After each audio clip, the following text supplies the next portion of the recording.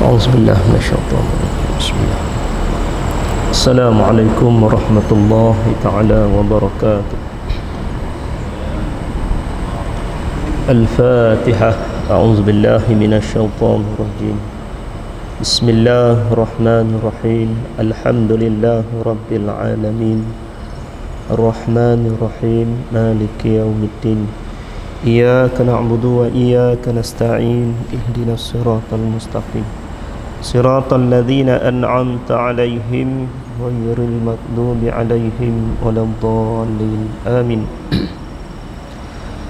A'udzu billahi minasyaitonir rajim. Bismillahirrahmanirrahim.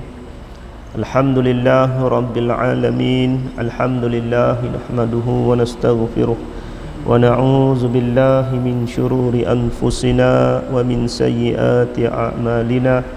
Man yahdihillahu fala mudilla lahu wa man yudlil fala hadiya lahu. Asyhadu an la ilaha illallah wa asyhadu anna Muhammadan abduhu wa rasuluh. Rabbi shrah li sadri wa yassir li amri wahlul 'uqdatan min lisani yafqahu qawli. Subhanaka la ilma lana illa ma 'allamtana innaka antal alimul hakim wa tub 'alaina innaka antat tawwabur rahim. Allahumma faqihna fid din wa 'allimna ta'wilun. Allahumma iftah 'alaina futuhal 'arifin warzuqna fahman nabiyyin bijai khatamil anbiya'i wal mursalin. Allahumma salli ala sayyidina Muhammad wa ala alihi wa sahbihi wa sallim.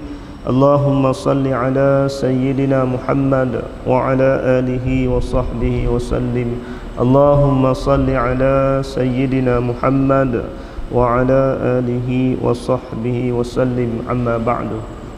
Alhamdulillah, pertama-tamanya rafakkan kesyukuran pada Allah Subhanahu wa taala kerana dengan taufik dan hidayah pertolongan daripada Allah Subhanahu wa taala, Allah memilih kita untuk berbuat taat, buat ibadat, dan Allah Subhanahu wa taala beri kekuatan kepada kita untuk kita mari ke rumah Allah, boleh sembahyang berjemaah, boleh sembahyang sunat, boleh berzikir, dan boleh duduk dalam majlis ilmu seumpama ini.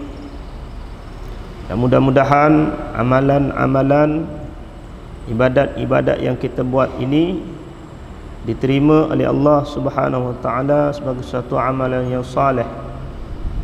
Dan di antara tanda-tanda Allah taala terima amalan-amalan kita, Allah beri kita nampak setiap amalan yang kita buat itu ialah pertolongan daripada Allah. Bukannya kerana kemampuan kita boleh buat, bukannya kerana sihat kita boleh mari masjid, bukannya kerana gagah kita, kuat kita, pandai kita, alim kita. Tak, bukan. Tapi kerana pilihan Allah. Ramai mana orang yang sihat tapi nak mari masjid tak boleh. Ramai mana orang yang senang, sihat tubuh badan, ada masa yang lapang, tapi tak boleh nak mari sembahyang Jumaat. Jadi semua tu kalau kita tak nampak betapa baiknya Allah terhadap kita dalam menolong kita buat sesuatu taat, sesuatu amal, maka dibimbangi amalan-amalan yang kita buat tu tidak diterima oleh Allah Subhanahu wa taala. Takut-takut. Kerana apa? Kerana kita nampak kita yang mampu buat. Abeli, kita boleh sembahyang sunat ba'diyah, kita tak nampak Allah yang tolong kita tu. Kita nampak kita boleh buat. Tak gitu tak? Ke salah ni, kalau salah ayat ni. Hamba tak setuju tak ayat gitu. Hamba boleh buat ni lama dah hamba amal ni. Ni tanda-tanda kena makan ataupun kena kecing di setan amalan yang kita buat ni. Kerana apa? Kita tak nampak Allah yang tolong kita. Kita ni tak ada daya, tak ada kudrat, tak ada kekuatan Kalau Allah tak tolong, nescaya tak boleh nak buat. Jadi hati ni biarlah nampak baiknya Allah, sebab Allah tolong kita buat ibadat. Allah lorongkan hati kita, campurkan pada hati kita ni nak buat amal. Dan di antara tanda Allah kasih pada seseorang, Allah Ta'ala tolong dia dalam nak buat sesuatu yang menjadi jalan nak hampir pada Allah. Antaranya ni lah. Mudah-mudahan. Jadi bila nampak kebaikan Allah kepada kita, baiknya Allah, dan nampak pula celanya kita, hinanya kita dalam kebaikan yang Allah Ta'ala buat tu, tapi hati ni tak berterima kasih pada Allah Subhanahu Wa Ta'ala. Allah beri belaka dah kita, tapi kita ni tak nampak dia beri, nampak orang kita belaka. Jadi ada masalah lah pada hati kita. Jadi ramai yang terkadang sesuatu amalan yang kita buat tu, kita duk berasa kita tak berasa Allah Ta'ala yang tolong. Sebab tu semakin banyak amal tapi semakin keras akan hati. Semakin buat ibadat tapi guano lecah macam ni. Berasa berasa agah, berasa diri dia yang berkemampuan. Sifat ubudiyah tu Allah cabut. Sifat hamba, sifat dhaif, sifat lemah, sifat jahil. Allah cabut pada hati kita. Jadi tak berasa kita ni jahil, kita ni lemah, kita ni fakir, kita ni dhaif. Duk nampak diri semacam. Bimbang lagu tu tuan-tuan muslim muslimat. Jadi insya-Allah malam ni kita sambung lagi kitab kita, kitab Tanbihul Ghafilin. Kat mana stesen dah beli kita tak ingat dah. Tak mari kali dua kali masa. Kat mana beli? Surat berapa? 12. Tak email. 8 daripada atas. 1 2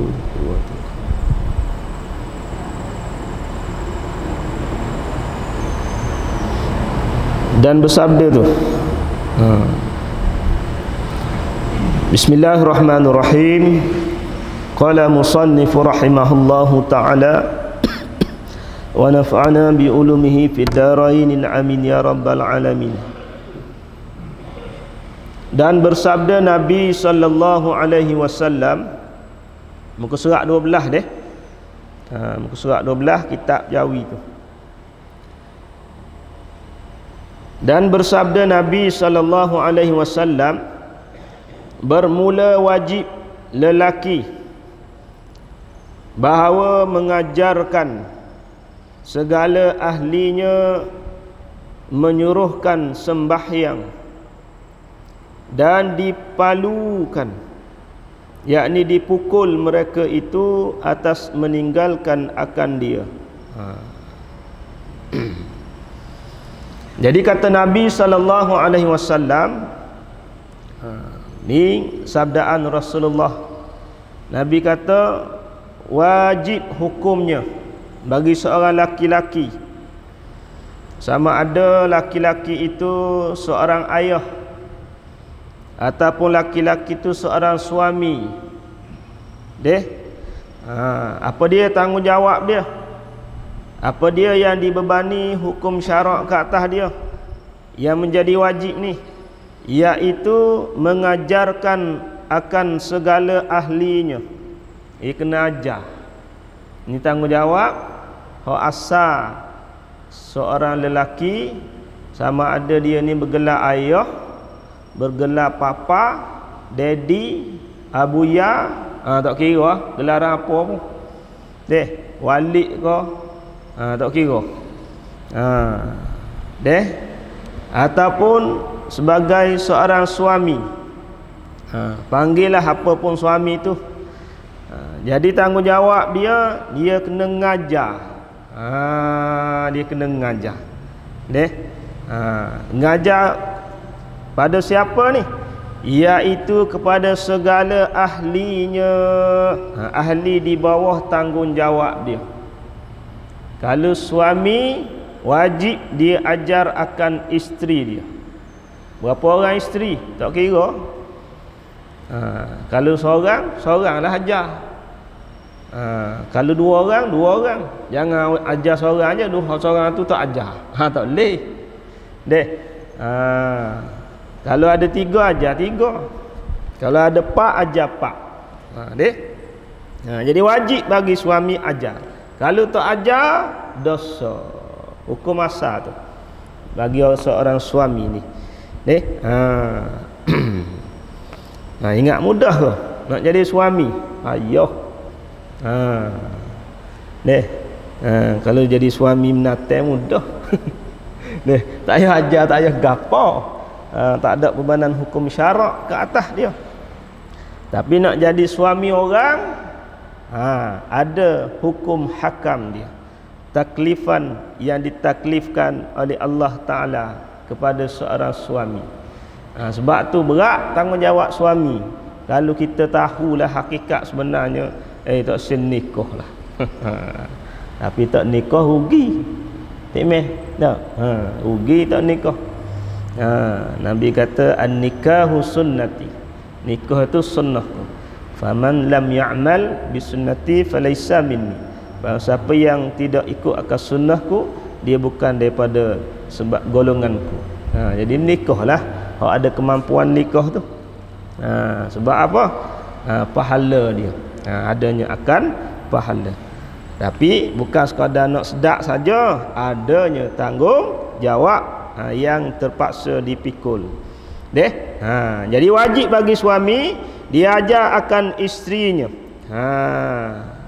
Dan juga wajib bagi seorang ayah bila dia berkahwin, seorang lelaki ni berkahwin dengan seorang perempuan, maka akan ada anak, lahirnya anak.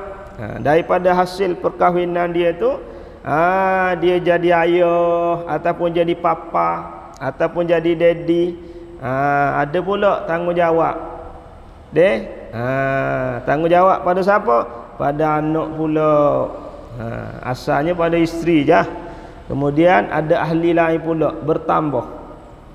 Seorang anak, dua orang anak, tiga orang anak, empat orang anak, sehinggalah 10 orang anak. Bahkan semua sekali anak-anak hak ada tu. Tak boleh pilih-pilih. Hak ni atas, hak ni sudahlah, hak ni biarlah. Tak boleh. Berdosa ayah tu. Gapo dia nak ajar ni? Iaitu ajar akan sembahyang. Ajar sembahyang, ajar kena Allah dulu. Ayah kena ajar anak kena Allah. Ajar anak dia tu. Terutama berkenaan dengan akidah yang pertama, nerayak, kena beritahu bahawa Allah Ta'ala tu kena ajar akan dia sifat-sifat bagi Allah. Kena ajar sifat wajib bagi Allah, kena ajar sifat mustahil, sifat haruh, nama-nama Allah. Kena ajar. Tu tanggungjawab ayah. Nak ajar lagu mana kalau ayah pun tak kenal. Ayah pun tak tahu mana hala. Sudah. Sebab itulah seorang ayah yang mengkahwinkan anak dia dengan seorang suami yang tak kenal Tuhan, yang tak kenal agama. Agak-agak dia nak bina rumah tangga dengan anak perempuan kita, dengan anak tina kita, dengan apa agak-agak? Dengan pitih? Ke dengan apa?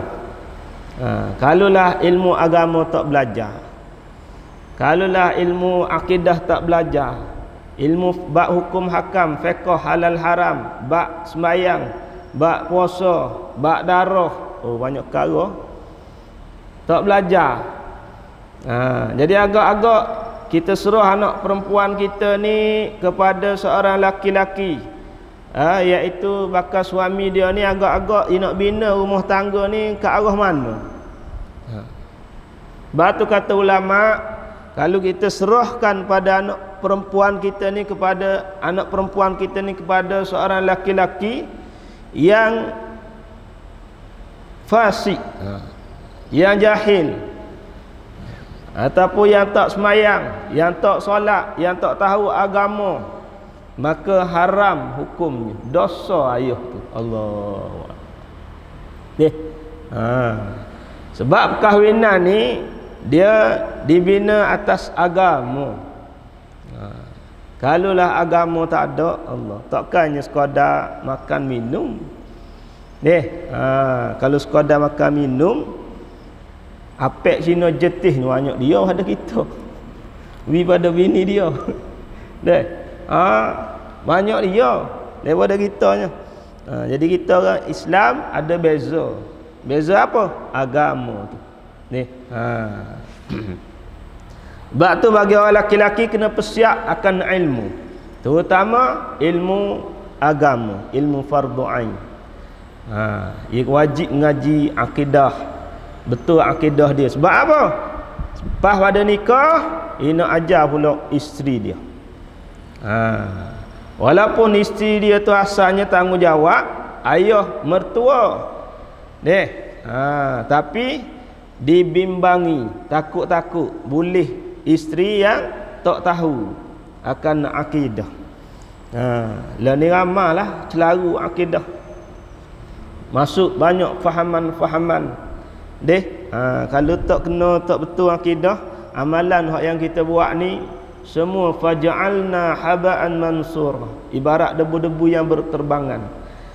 Beramal tu kuat tapi akidah ni tak betul, akidah ni tak kena. Macam Tok Cah lah semayang tu, lebak dia pada kita. Puasa buat ibadat, Tok Cah, tapi akidah dia penuh tauhid 100%. Jadi ibadat yang dia buat tu tak diterima, bahkan Allah Ta'ala tak kena, sebab tak masuk dalam agama. Ibadat kuat tapi Allah Ta'ala, puasa dia nak banding dengan puasa kita jauh je nak hebat puasa dia dengan tak makannya. Kita siapa masa makan berbuka, dia tak kadang-kadang. Kahwin kadang-kadang tak kahwin, tak nikah, siapa gitu semua. Nak oyaknya semata-mata taat pada agama, tapi terima tak? Allah terima tak? Tak. Tu kerana apa tu? Akidah tak kena, tak betul. Jadi persiapkanlah dengan ilmu sebelum daripada kahwin, sebelum pada nikah. Kerana apa? Tanggungjawab tu besar. Nak bina rumah tangga mengikut Allah Ta'ala redha. Nak pandu isteri, pandu dengan bitih punah apa sungguh.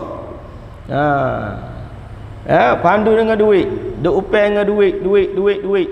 Kita habis reta dah, dia tinggal. Tapi pandu kerana agama, walaupun susah setara mana pun dia akan redha. Kerana apa? Bila agama duk alik depan. Ya, orang perempuan ni teruji apabila susah, dapat suami yang payah, miskin, teruji nak lari semacam, cari pasal sama balah, cerah suruh cerah macam. Sebab apa? Ia nak nikah lain, cari hak kaya. Orang perempuan banyakkannya tak sabar bila susah. Lagi-lagi hak agama tak ada. Koholah mudah iblis setan tipu daya. Jadi wajiblah bagi seorang suami ni dia ajar isteri dia berkenaan dengan ilmu akidah, berkenaan dengan ilmu hukum hakam, bab-bab halal haram, ilmu fardu ain, ilmu syariat, ilmu fiqh, wajib segera belajar. Ilmu bab semayang, semayang hari-hari. Kalau tak belajar semayang dalam keadaan jahil, Allah Ta'ala tolak. Ramai orang zaman hari ni semayang tu semayang tapi dalam keadaan jahil, tak belajar. Dengan bab semayang, aku semayang lama dah. Ada orang ngajar bab semayang. Masjid demo ngajar bab gapo? Ustaz buka kitab Menatul Musalli bab semayang. Bab semayang. Aku semayang lama pada ustaz tu lagi. Belum start tu beranak tu aku semayang lama tu. Tak hari pada duduk rumah. Pada duduk rumah. Lepas isyak kedai kopi. Duk buat panggah malam. Dah semayang. Kalau kata tak semayang. Tapi dalam keadaan jahil. Lagu mana jahil? Nak royak jahil semayang ibadat kita buat ni, semayang yang kita buat tidak memberi bekas kesan pada hati-hati kita. Sesuatu amal ibadat yang kita buat yang natijah dia tidak hasilkan takwa, maka ibadat tersebut sia-sia. Walaupun ibadat tu sah, semayang sah, tapi hati ni Tuhan tak baiki, perangai ni Allah tak baiki, akhlak ni Tuhan tak comel. Semayang tu semayang ni. Kerana apa? Dalam semayang ambil hak Allah, luar semayang tinggal hak Allah. Dalam semayang ikut baca surah Fatihah, baca surah, rokok, sujud. Tak ada sujud dulu baru rokok. Rokok dulu baru sujud. Ikutlah hak Allah tu. Tapi luar pada semayang tinggal ada hak Allah, hak Tuhan. Jawab dia dalam semayang ambil hak Allah, luar semayang tinggal hak Allah. Jadi lagu mana nak dapat kejayaan dalam agama? Tak dapat. Sedangkan semayang ni inna salata tanhar anil fahsyar wal munkar. Allah Ta'ala kata semayang ni boleh cegah daripada perkara-perkara mungkar. Tapi orang semayang buat apa? Kalau jenis merah lembu, lepas lembu lagi. Kalau merah kambing, lepas kambing lagi. Contoh, semayang tu semayang, tapi mulut tu jahat semacam nakir orang, kata uduh kat orang, maki hamun orang. Dah jolok dak ni. Ke tak jolok? Semayang tu sah, tapi semayang tu Allah tak baiki perangai akhlak dia. Patutnya dengan semayang tu Allah baiki perangai dia. Sebab apa? Takut nak buat hak Allah Ta'ala marah. Ibadat ni bukan hanya dalam semayang sahaja, di luar semayang pun jadi ibadat juga. Cuma semayang ni ibadat khususiyah, yang khusus. Sebab itulah kita ni terkadang amalan semayang kita buat, tapi Allah Ta'ala tolak, tak terima. Antaranya kita boleh tengok dah lama dah kita semayang puluhan tahun, tapi akhlak kita, perangai kita jak muda sampai tua tak berubah. Tuhan tak baki.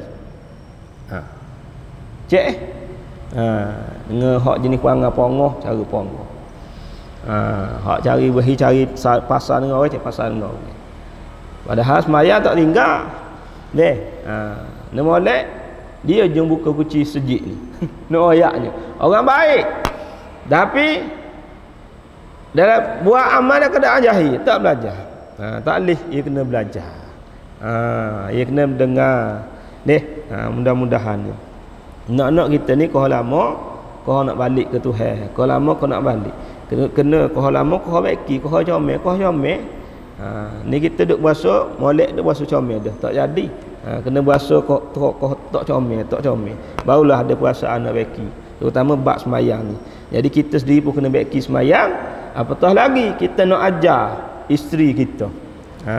Ajar perkara yang sah semayang, perkara yang batal semayang, rukun semayang, perkara sunat dalam semayang, kena ajar belakang dia tu. Hak ada duduk dalam ni pernah ada betul orang puas kita ataupun dengar mutul baca Fatihah aku nak dengar sekali, tobat tak ada seorang abut dalam ni. Tak rajin nak betul, tak rajin nak dengar dia baca. Bukan kata dia, anak-anak kita pun tak rajin kita dengar. Adik mari ni mata, ayah nak teratih membaca doa kunut ni. Sudah. Ayah pun tak ingat doa kunut, tapi biarlah nak dengar membaca dulu betul ke tak betul. Tak rajin. Esok-esok Allah Ta'ala soal. Tuhan tanya ni. Deh. Tuhan tanya. Tuhan tanya kita ni ajar tak? Hukum asal suami yang wajib ajar. Deh, hukum asal ayah yang wajib ajar. Ayah tak erti, ayah tak pandai. Upah. Sama ada upah orang mengajar ataupun atar di madrasah ataupun hatta di pondok, tak kira lah. Kerana apa? Nak melepaskan ilmu tuntutan fardu ain, bab sembahyang, hak yang wajib segera belajar. Deh. Kalau orang perempuan nak keluar daripada rumah, suami kata mu duduk rumah dah lah, jangan tubik. Suami tak boleh tubik. Deh. Jadi bini ni keluar juga. Kerana apa? Nak pergi masjid, nak dengar orang ngajar bab sembahyang. Zaman hari itu tak ada dalam online, dalam internet, dalam apa nama ni, telefon dan seumpamanya. Nak belajar bab sembahyang ni mesti pergi masjid surau. Dah kena molek masjid surau zaman hari tu, mikrofon pun tak ada. Tak. Zaman hari ni tak apalah, banyak sumber-sumber ilmu. Boleh belajar, boleh dengar, boleh tengok, boleh situ sini, banyak. Tapi zaman hari tu ni kok ke mana pun kena pergi tempat-tempat tok guru mengajar. Jadi dia keluar daripada rumah, pergi balasah dengar ustaz mengajar, tok guru mengajar. Suami marah, dosa suami. Fasik suami. Kalau suami marah. Begitu juga anak-anak. Kalau ayah marah, kerana apa? Anak pergi masjid dengar orang mengajar ilmu hak yang wajib dia segera belajar. Nak tolong ayah dia melepaskan tuntutan fardu ain. Tiba-tiba ayah marah. Berdosa ayah tu. Dan anak ni tak berdosa, isteri ni tak berdosa. Jadi kita semua ni pun berlaku ni lagu tu lah, minta mudah-mudahan mak ayah kita zaman hari tu kadang-kadang tak ada nak ajar. Betul tak? Sungguh. Mak ayah kita hak buka felda, hak buka sawit sibuk dengan sawit, hak duk merah lembu sibuk dengan merah lembu, hak duk nerok getah sibuk rok getah. Dak. Cari samah suria bitih. Tak ada hari tu. Jadi kita nak tolong melepaskan